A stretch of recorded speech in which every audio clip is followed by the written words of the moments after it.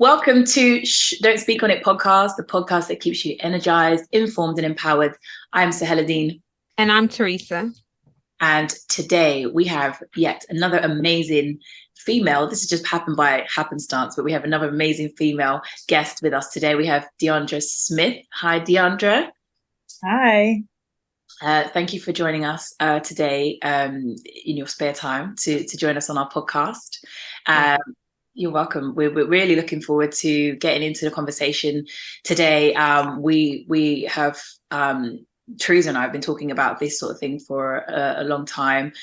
We both know you separately, so we've had probably some side conversations about construction and social reform, rehabilitation, the system, prison system, all that sort of stuff. So those sorts of topics and conversation is what we're going to get into today.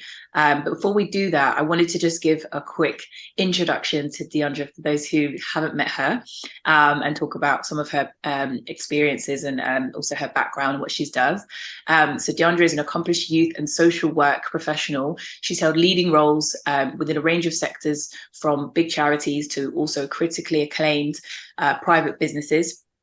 Dee currently provides supervision and support to the London Borough Councils, who are in partnership with youth justice teams to prevent reoffending behaviour.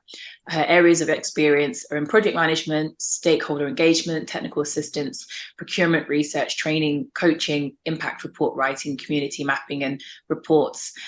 Dee also has a construction background, having a previous role as a site administrator, where she's responsible for the administration of the construction process and projects, implementing timescales and budgets, as well as planning and organizing delivery materials, scheduling contractors and such. She's also had another role in construction as a program development manager. She's also created and delivered essential life skills programs for young people, so that they can build on their independence. And she's also built partnerships with artists and banks, NHS, civil service and other charities, as well as private businesses. So Dee is definitely well set in the social industry, and particularly regarding young people, which is really interesting and something Teresa and I are both very passionate about. So Teresa, I always hand it over to you to kick us off with the conversation, because I know you've always got some burning comments, questions and thoughts. So go ahead.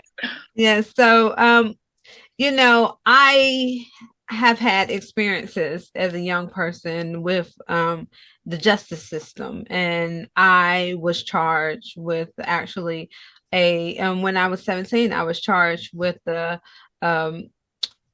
felony, and I had to go through the system as a young offender, a young person, lost, not much support from family within the court system, so that affects everything as well. And I got in trouble. What came from it as I got older and I matured and I went through anger management, I had to go through anger management, was that I was very angry when I was younger because of things that I went through in my environment. It caused me, it affected me. And that anger kind of went outward. Although I was attacked or whatever, long story, but I didn't know how to control, being that young, I didn't know how to control my emotions as much. You're going through stuff, you have school. Are you finding, working with young offenders, are you finding that their environment is a huge reason why they are acting out or having issues in other areas? And what are some of the things that you are coming across? Absolutely, 100%. The environment is not, if not, is the most number one thing that's causing young people to lash out and hold their emotions in, and then use it in ways that it's not constructive to their immediate life and that of others. The young people that I work with, some of them are very they're very hurt. They're very hurt and they're deeply traumatized by the events that have happened in their life. Remember, these are young people, you know, imagine going through the justice system at a very, very young age. You haven't even finished school that much. You don't have the basic qualifications that you need to go on to the next stage in your life. To be honest, some of them don't even care about it because it's not what they're thinking about at this time. They have other things on their head. And, you know, when you're going through that process, you feel like the whole world is against you and you feel really up against it. So they get angry. Some of them, they lash out. Some of them display other behaviors. And it's really sad to see at the same time. It takes a special person to sort of be there to support young people when they're going through this process. And it takes a lot of work, not just from someone like myself, but other people in the justice system, in the social system, as well as parents and caregivers, you know, because they all hold a role and we're all equally responsible. And we just hope that at the end of the day, the young person can see that and see through it and just take their time through it and get to a stage where they can assess their environment and say, okay, you know what, this is not the life I want to live anymore. I want something better for myself. Let me work with it and let me try and do better. But it's a process. Yeah, I remember, going through anger management and when the counseling and the lady said, "What did you learn from the situation?" So what did you learn? And I said, "I learned to stay the hell away from people." That's what I learned. And that was my way of dealing with the situation. Things at home wasn't, what it should have been. And I was very angry towards my mother for allowing, things to go on. But I had to, I think it takes, like I said, it takes time to mature because at that age, you do feel like the world, I'm going to start crying, but you do feel like the world is against you. And so it's sad. It's very sad. A lot of times young people don't have anyone else to turn to, or if they do tell, like social services, then they fear being taken away from the home or intervening. So, and then I ended up in the system of social services as well, but they treat you like a criminal too. So from the start, you just treat it horribly with everyone. It's hard to get that support as a young person. And I'm hoping, doing more work and showing them a different way will help. But yeah, it starts, I truly believe a lot of the experiences start from home, and we shouldn't give up on those children. Definitely don't give up on them Yeah. because they've had it in their life where people have been given up and for why they're in a certain situation. Because remember, young people only learn from their environment. Yes. And they want to belong to something. They want to feel a part of something. So if they're not getting that from home, they're getting that from their peers. Yeah. And, if their peers are involved in whatever they're involved with, they, obviously it's not right, but at the same time, you want to fit in. So you want to be like, okay, cool. Let me just do what my friends are doing. And then pretty soon you get wrapped up into the whole thing and then it becomes something else, and obviously they don't intend to hurt anyone. I don't believe that.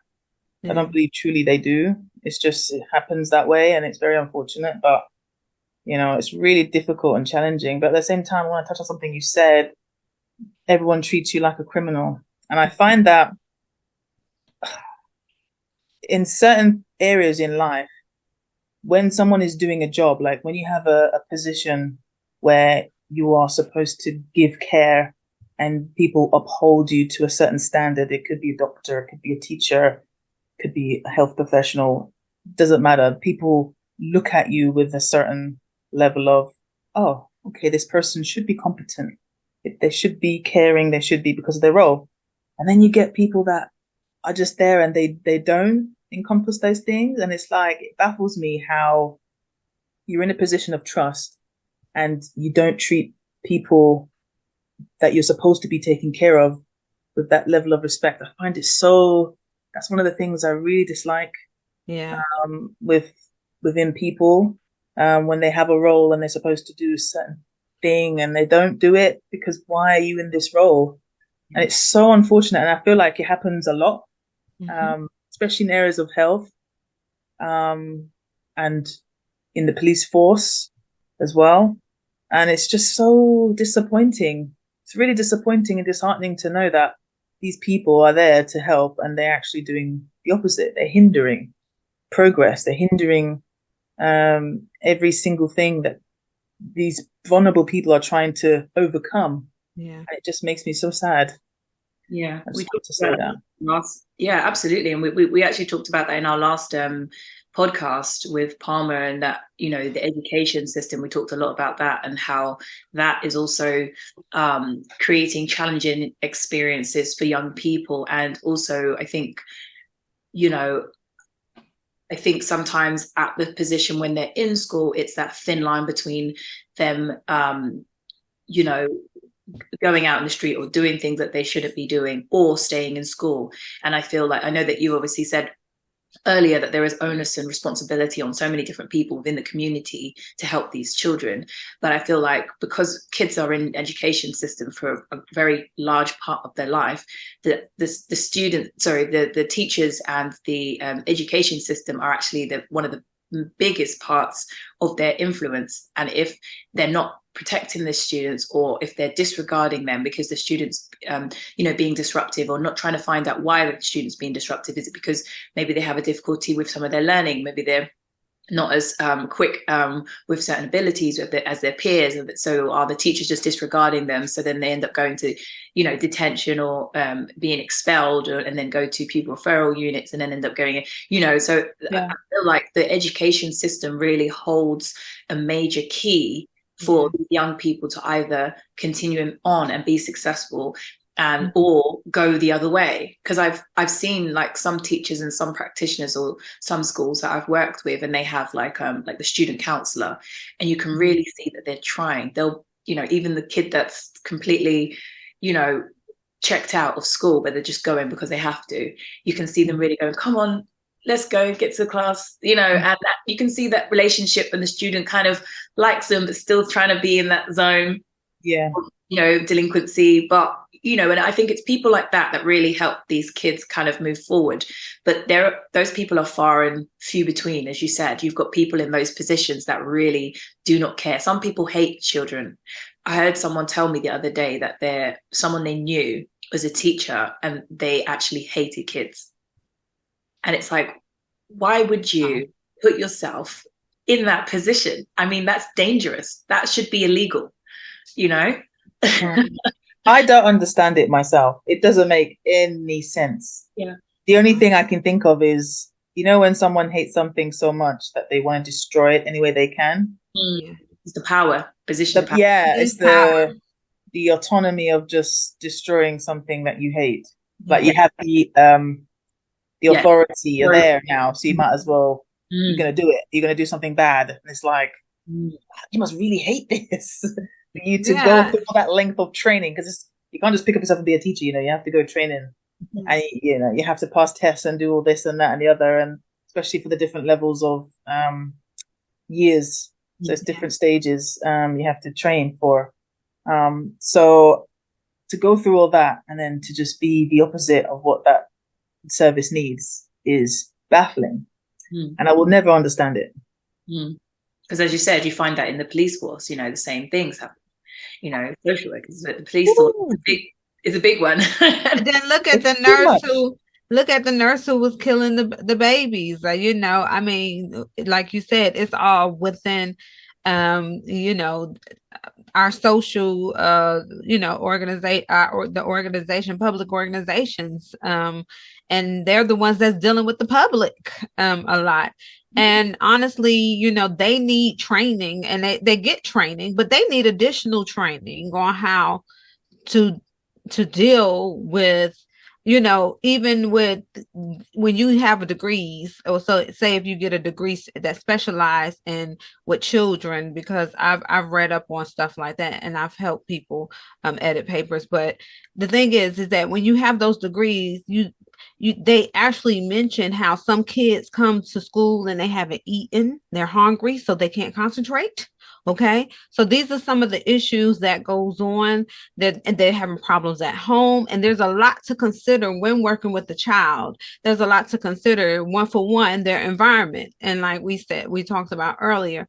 For two, do they have any learning disabilities? Do they, what is there another underlying problem there, and how can you help? And that's how they should be looking at it, not I'm going to give up on this child just because usually, like you said, Dee, there's other issues that could be tackled and within the whole problem, and that's all they want is that additional support and need that additional support.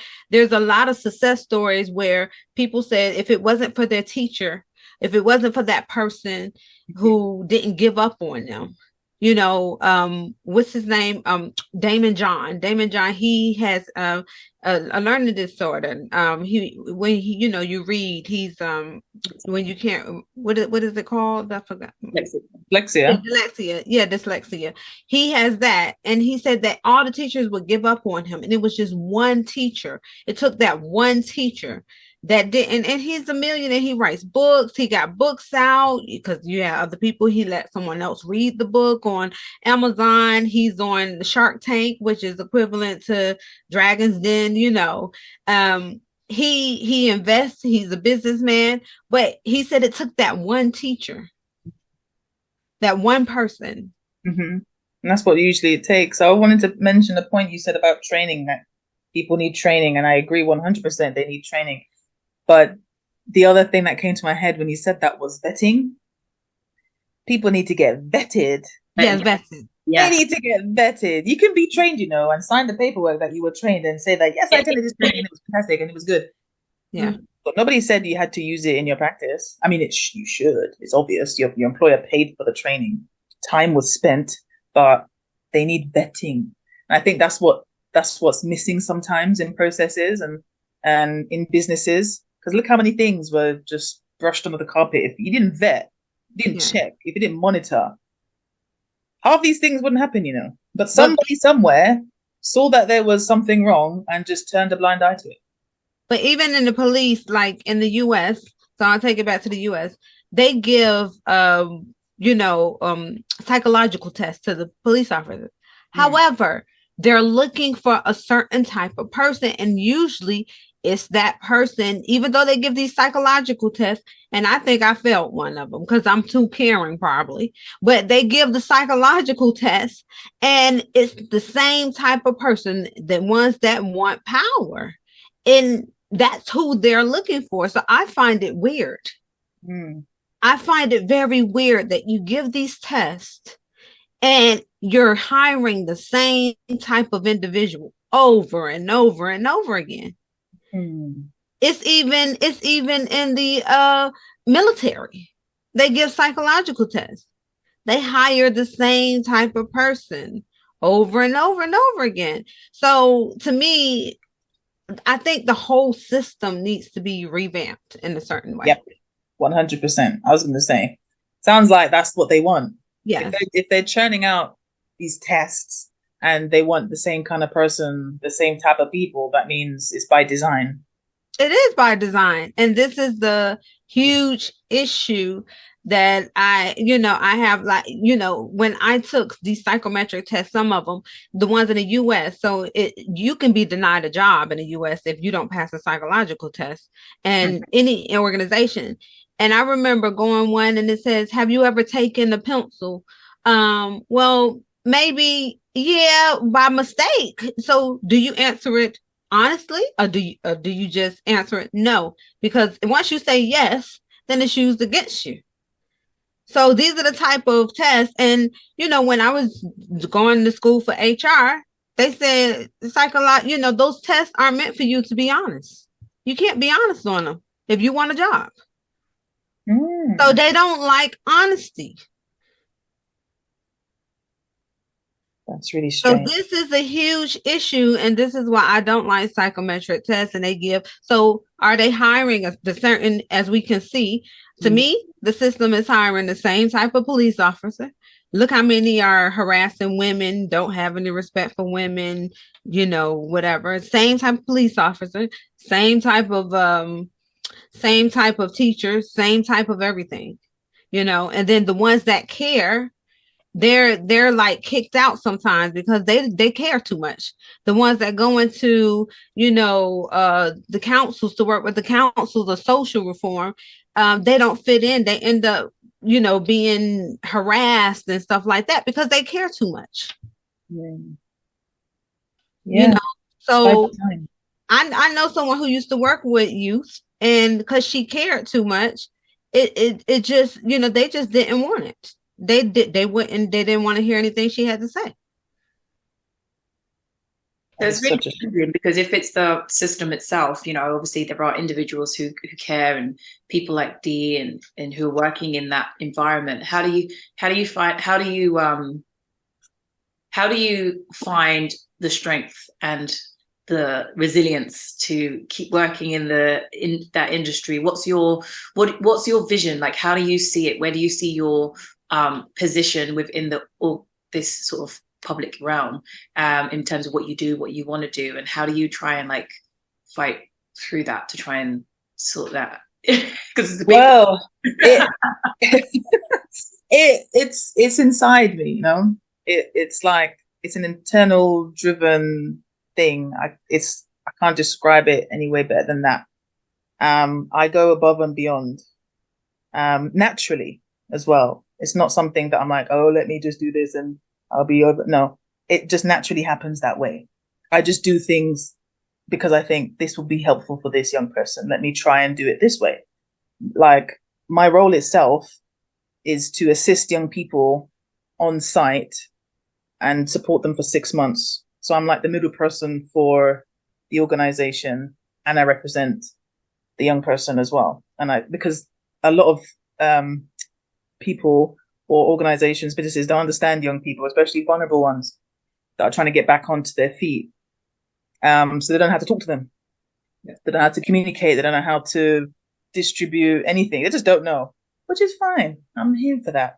So I mitigate in between those circumstances, and I support them. I support both of them, both parties. So that's my role. But beyond that, it's quite restricted in that way. Young people, some of them are not fit for construction. Some of them actually want to do something else. Some of them want to be entrepreneurs. And I like to nurture that. If I can see that in them, I'm like, how else can I help this young person? Yeah. Okay, I know this person. I know this person. I think we've got a day out, haven't we, next week? And yes, we have an event, next week, next Tuesday. Yeah. So getting them outside and getting them to meet different people, setting up mock interviews, that's not a part of my role, but I do it because it's going to benefit them. It's just something that I feel would add value to their life, and whatever I can do, I'll do it. And it's something that's quite spontaneous as well. It's not something I plan. It just happens that way. And I think that's why it's working out really well. And I think the further answer your question, the future, I want to develop and build on my skills and to create an environment where people can feel safe, which I think a lot of organizations try and do, but in reality, they don't know how to do. Yeah. So I would like to build a space where young people have that mindset where they feel like they're ready to take that next step.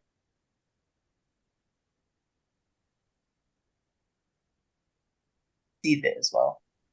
Part of the learning stage for me as a professional growing, because I started off as a teacher, is if a young person or a student is not ready to, you're not going to get through to them. Yeah. It's very... Yeah. So if the student doesn't want to hear any advice, if they don't want to take that sort of accountability, that next step to change, they won't change. It doesn't matter what you do. You can have the best presentation on earth. You can have all the different games. icebreakers, different activity. Hey, if they're not ready, if they look at you like, Deandra, I'm not doing it. There's nothing you can't. They're not ready.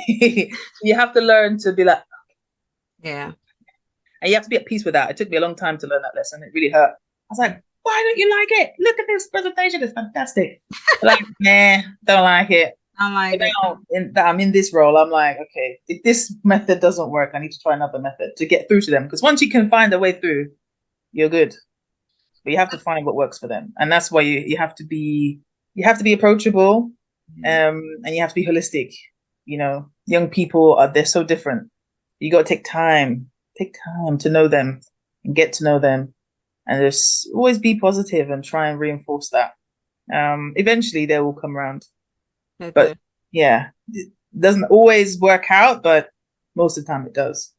What type of training? So, you know, you said originally you was going to be a teacher, but what type of have you taken any additional training to work with children? I'm just curious. Like I know you said it's inside of you, and I know some of us just have that nurturing personality, like I was saying. But have you taken some courses? Like what courses to deal with like children who come from different backgrounds and situations, and you know, and how to work, you know, because you spoke about how some of the organizations don't know how to deal with them, don't know how to speak to them. So is there any type of training in particular you had to take to learn how to deal and speak to these children?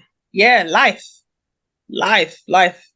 Um, it helps when you've been through things yourself to then be able to relate to young people, because it's one thing knowing the books and knowing, you know, literature to understand the theory and then put that theory into practice. But my friend, when you go through it yourself, you know the feeling, you know how it actually works in the pit of your stomach, you know, Yeah.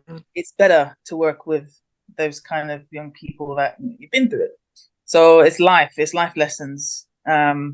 And as a female working in construction, as a female working in this kind of role, I'm the only female that actually does this for my role in the whole organization, which I'm surprised about actually.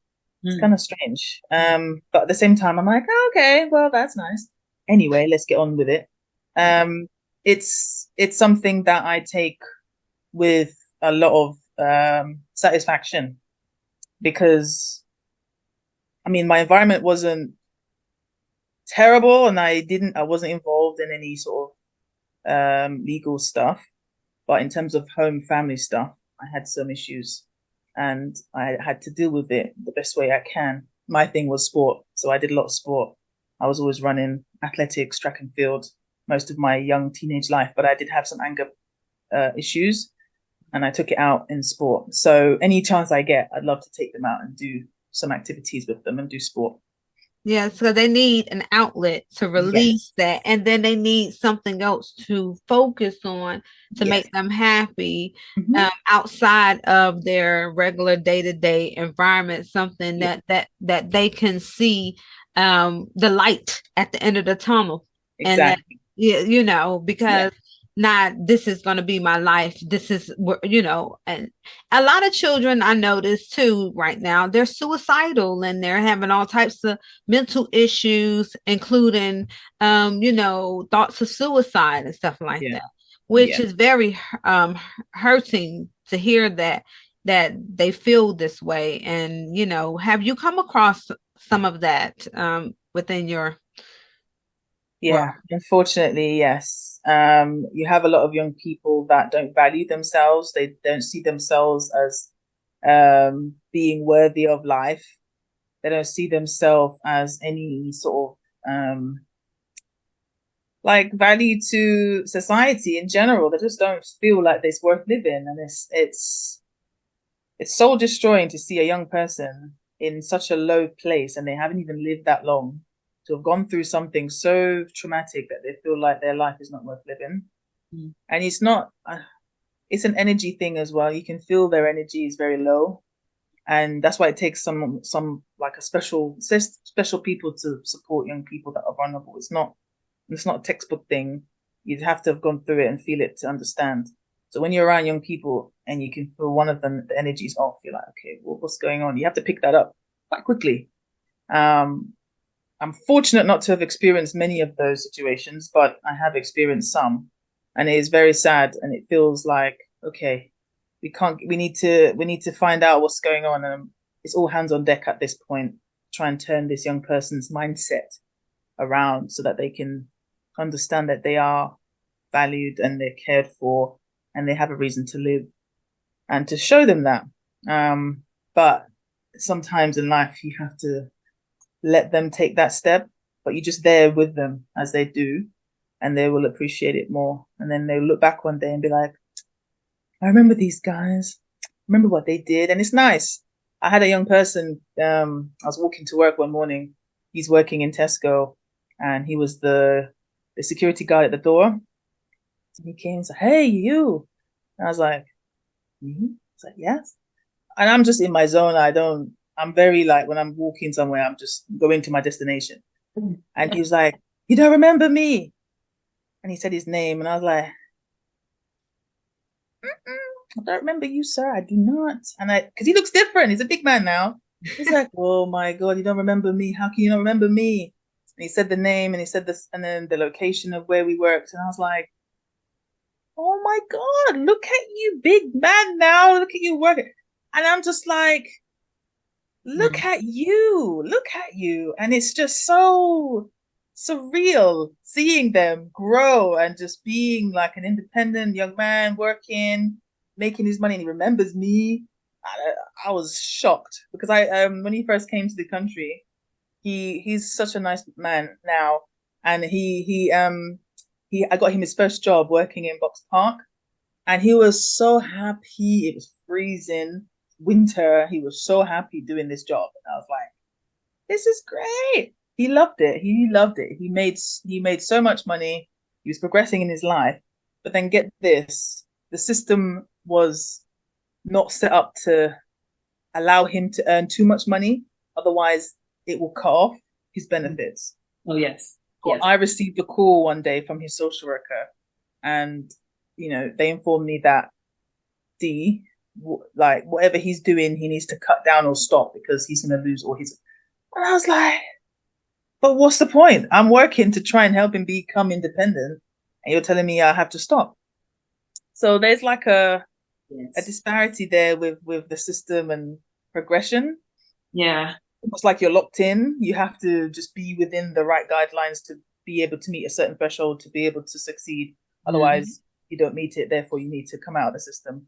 It's yes. I knocked heads with that a few years ago, and that really upset me. But it seems he's overcome that and he's in a better place. But yeah, that's something as well, Teresa. The system, as we said before, that it just doesn't work in our favor sometimes. We literally talked about that last time, didn't we, Teresa? We actually talked about how the system almost creates a formula to keep people at a certain basic level, and that gap between, being independent of the system and being independent of oneself, that little gap in between is that sort of scary spot that someone can either restrict themselves from separating from their system, or, like you said in this example, the system literally stops you from progressing. And then you almost start to think, it's like what we said earlier, is this what they want to do? Do they want people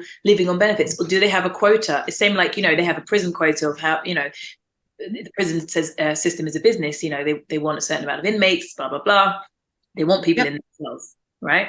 So if that's their goal, same way, is it the goal of the social system to have certain people on benefits? Is that a way of, is that part of the GDP? Is it, we don't know from an economic standpoint whether they have to have a certain amount of working class people or below working class. They have to keep that because everybody can't make money in the economy, and that's their way of keeping everything filled. Let's be honest.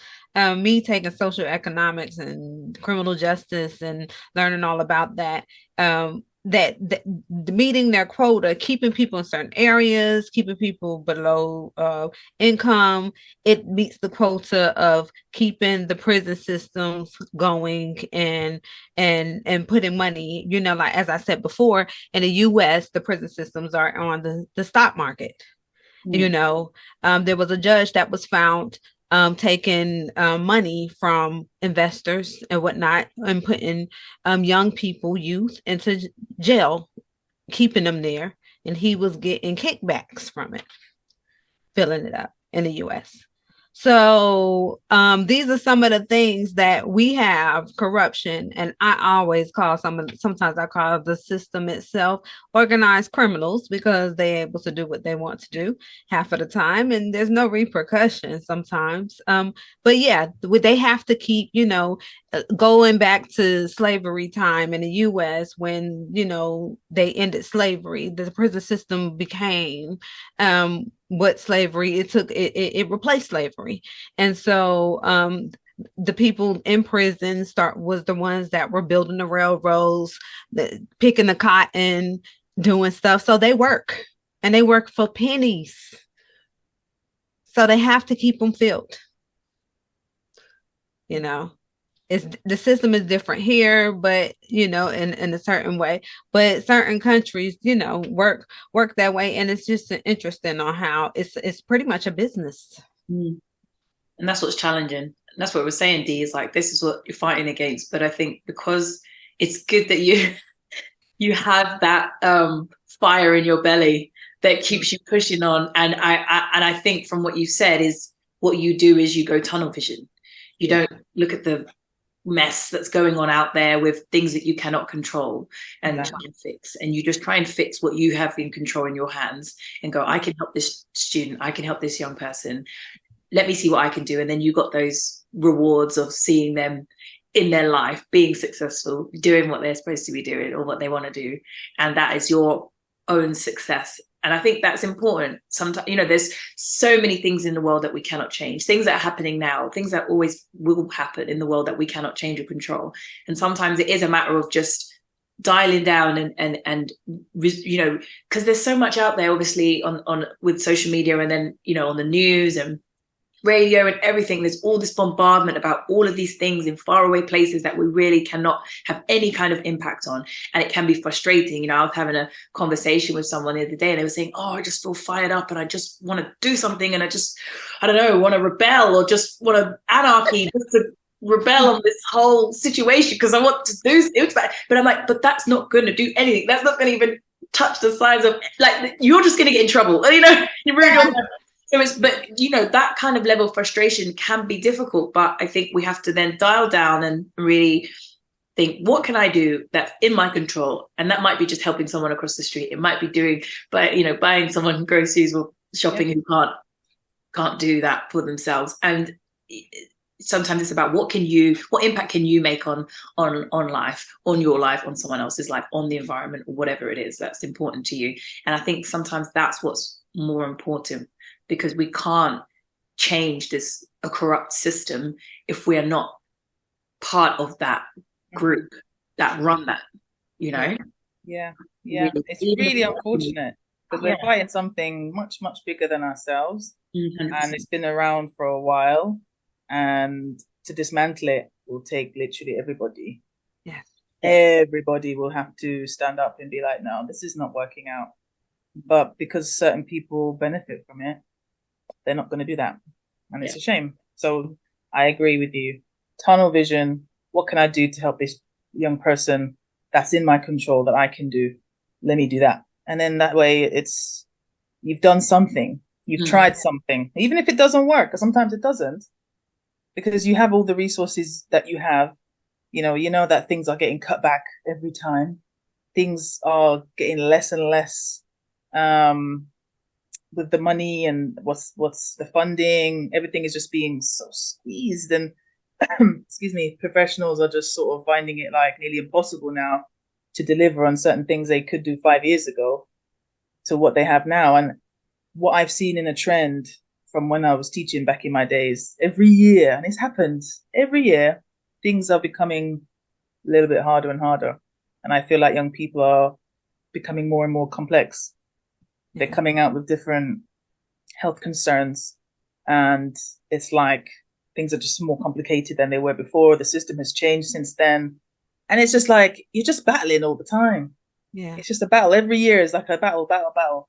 And then adversely, you've got, it's not up to you to see the impact in terms of, because it was lucky to see that young person. I think it was just divine intervention for why I saw them.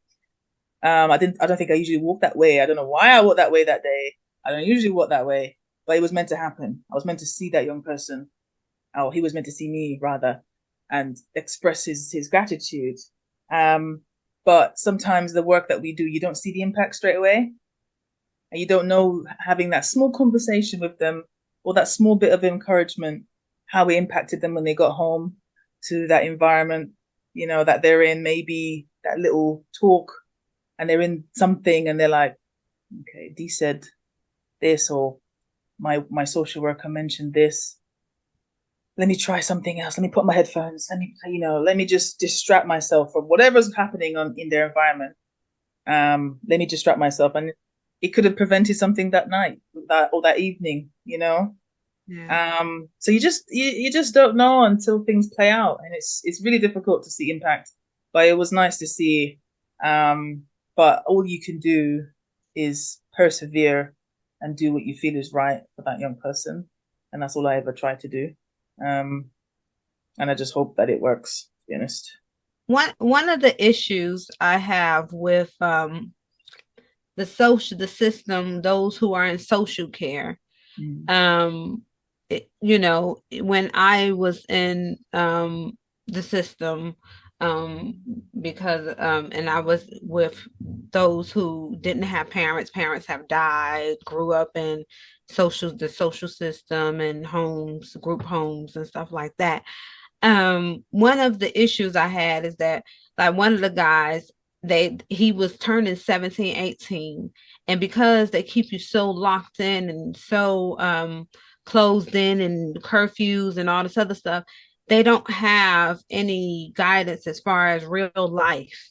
And so he was scared to go out and live. He was kind of scared to go out and live. And, he was like, well, I'm turning 18. They're going to put me, I got to fend for myself now. Just letting them go out the system.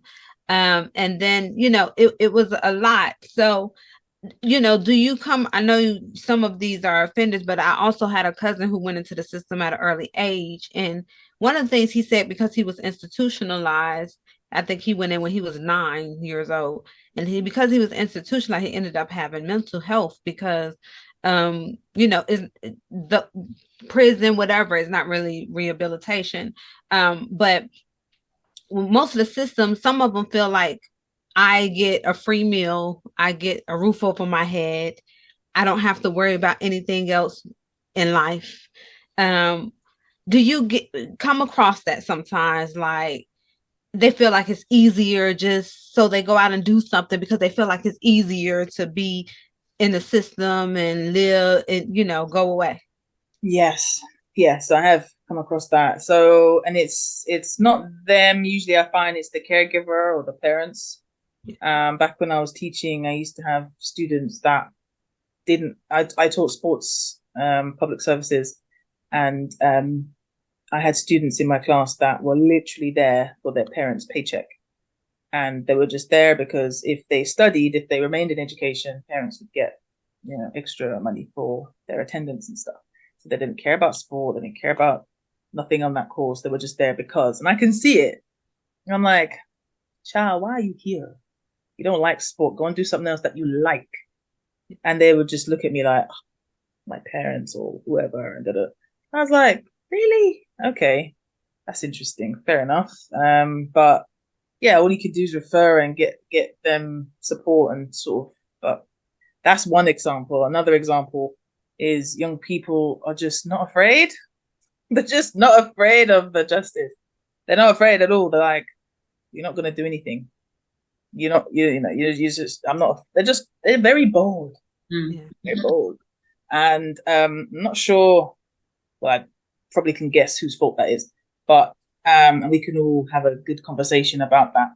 But at the same time, I wouldn't say it was easier to be locked up and having sort of your days restricted and not seeing your loved ones and not living your life and in freedom. But at the same time, there is a level of comfort knowing that you do have a roof over your head, you have a bed or some sort of place to sleep, lay your head, and they have a duty of care in there, although it's not 100, but at the same time it's something. And then when you come outside, there's little or no support to get you rehabilitated back into your environment, and then it makes it difficult. So then you don't know how to cope, and then you have little choice.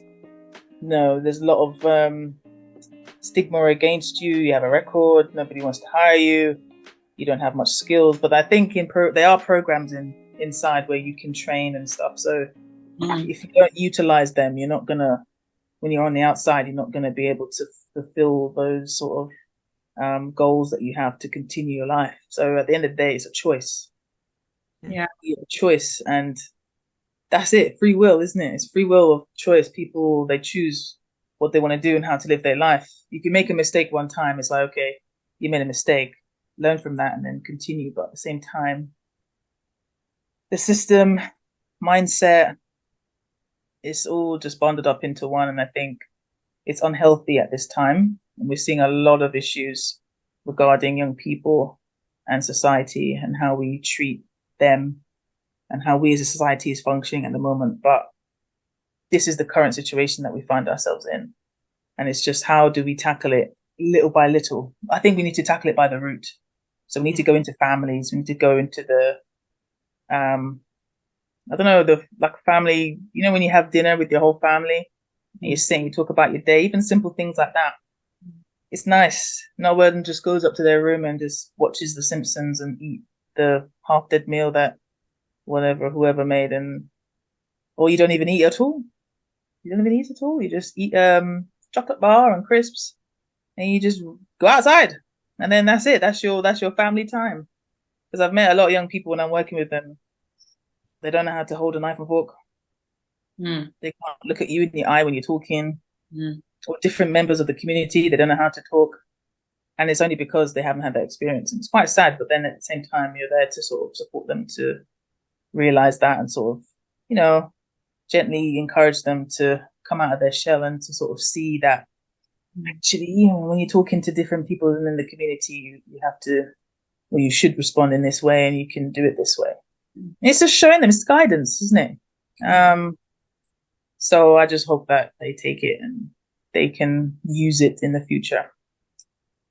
Yeah. So how about that question that can construction provide social reform and rehabilitation? Do you think it can? And if so, how? I definitely think so. With the council I'm working with at the moment, we have a obvious duty of care for young people, and we have high numbers of neat young people that are currently residing in the borough, and the construction companies that are within the borough building on the land have to provide local work, apprenticeships, taster days, whatever, to their local community, but not just young people, though. It has to be for everyone. So over 50s, anyone with disability, moms, dads coming up from maternity, paternity leave. So like it's a range, but they have to, it's a section 106, I believe. They have to abide by that. So working with those construction companies is really good sort of outlook to try and encourage young people into the world of construction. I do believe it's like a lever as a step, because a lot of young people, they want to do practical things. They're not really interested in sitting in classroom setting. They don't like it. It's not a good experience for them. And then I love the fact that they don't understand that it's not just labor work you can do. You can do many things. And I like to show them the different areas that they can work in, like open their minds. And not just the UK as well. You can work abroad. Like, what? You work at, yeah. Work with these skills, like, and you can one day you can be your own boss. You can have your own company, and their minds are blown. I'm like, yes, that's what I want. I want you to think wider and think more about yourself and your future, because you can have that if you want to.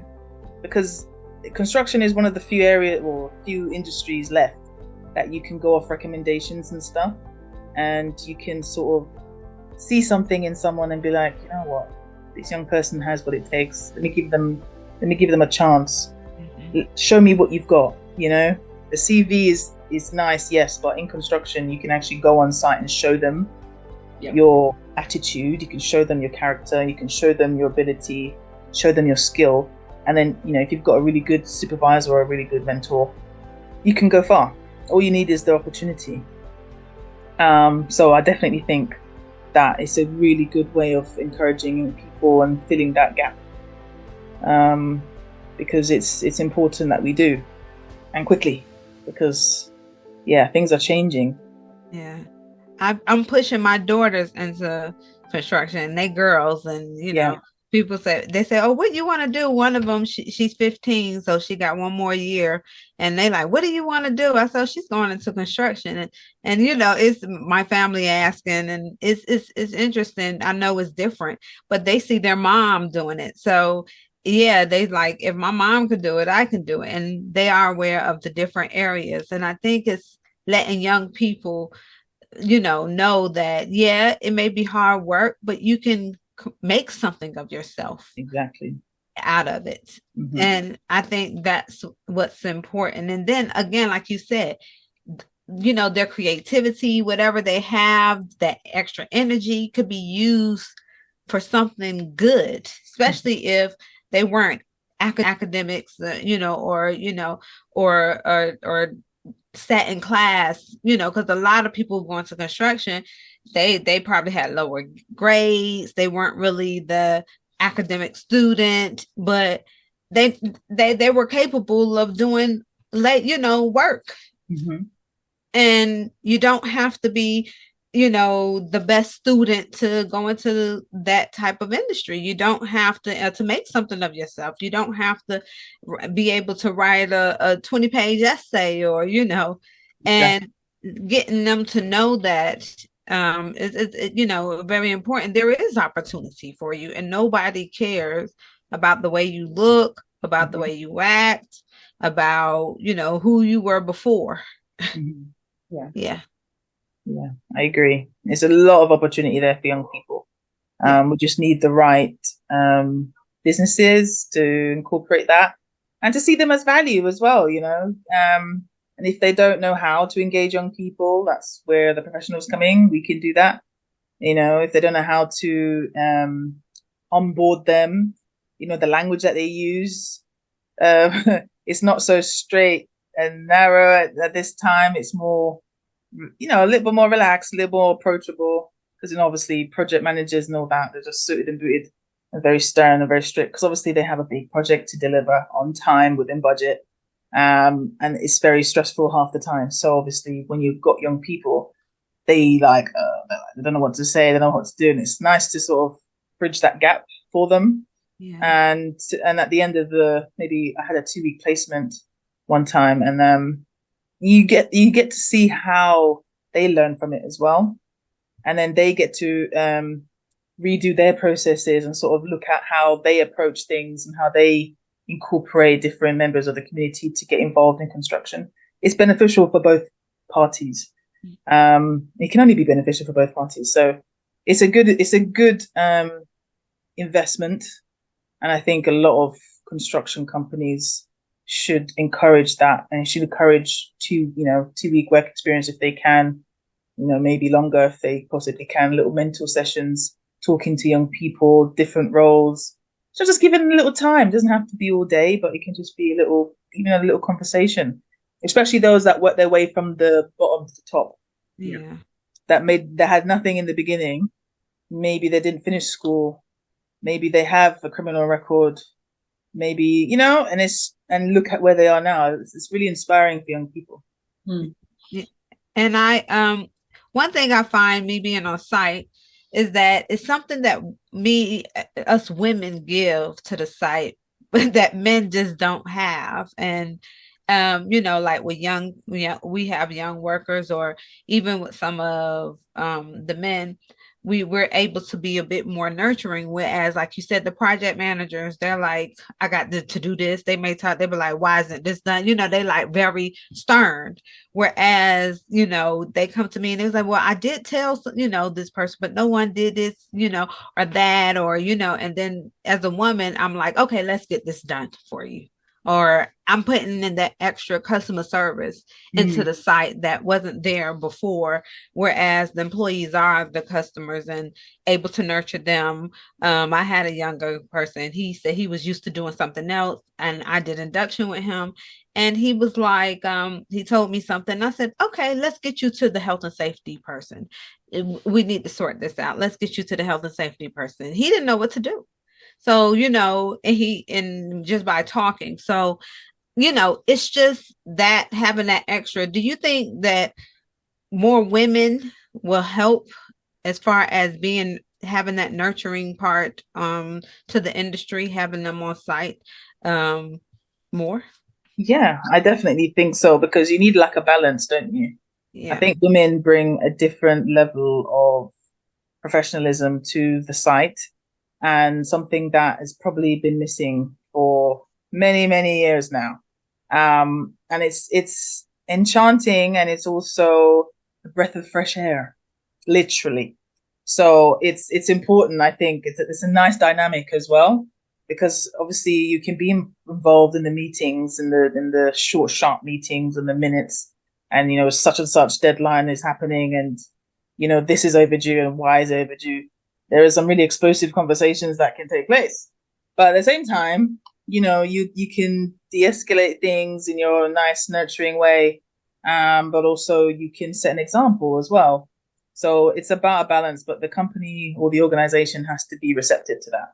If they're resistant to change, and they're quite, they're not interested in having a female on site, and they're not welcoming, it can be quite challenging to sort of get your foot in the door in that instance. But I find that's very rare. I haven't come across many organizations or individuals that are like that.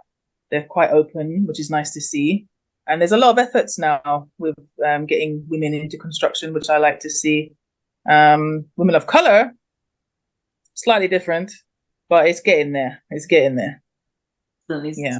There's more work, but I think there's people Yeah. like us all really trying to put in efforts, and it just takes more individual people and then coming together, doing things together to continue to try to make a difference and raise that awareness. Yeah. Which is happening, and it's, as you said, it's coming. So yeah. To keep going.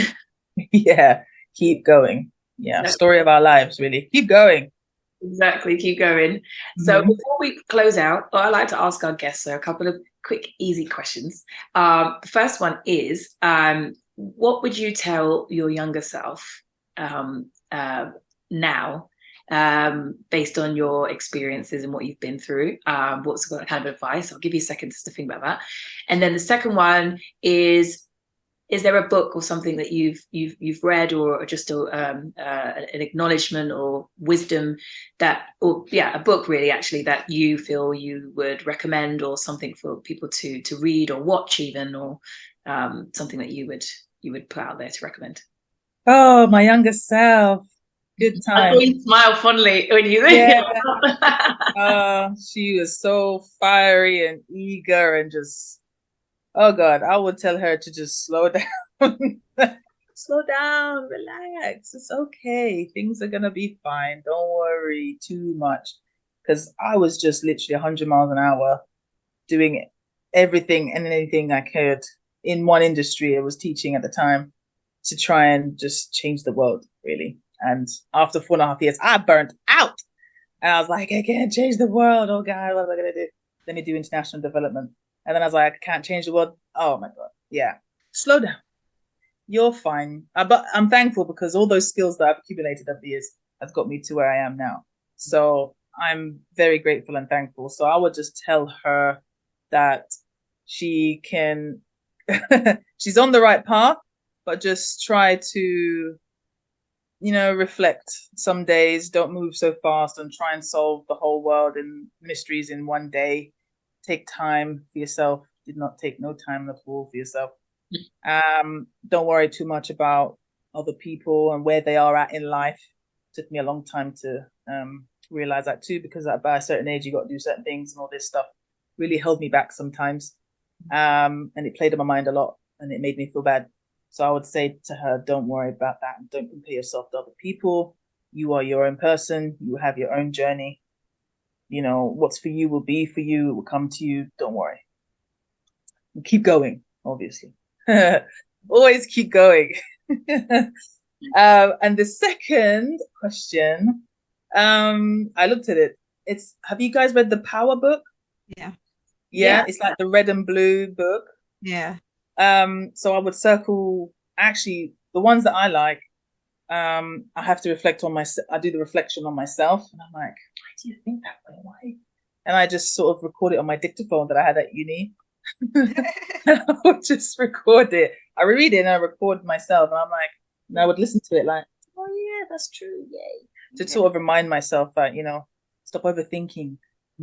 So the Power book is definitely something that you can have as a quick reference as a career professional, as somebody who, is an entrepreneur working in industry, especially in a fast-paced environment, to remind yourself of like leadership skills and sort of good attention to detail quotes that you can just use to reflect on days that you're having trouble.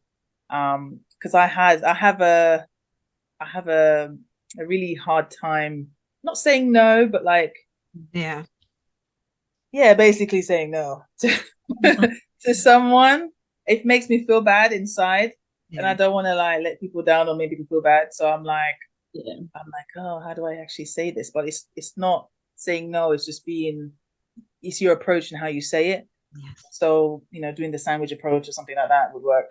But it's something that I'm working on, and I try to refer back to the book to help me. So that's my two questions there. Amazing. No, that's amazing. Thank you so much. So we have come to the end of our podcast with you, Dee, but it's been a great hour spent talking with you about these matters. I look forward to working with you on Tuesday and future-wise. Yeah. See you next week, Tuesday, with my young people. Absolutely. Is there anything else you just want to leave us with before we close off? I just want to say thank you guys for the experience. It has been truly, truly amazing to share some of my thoughts. Thank you, Teresa, for as well your lovely, lovely enthusiasm on this topic.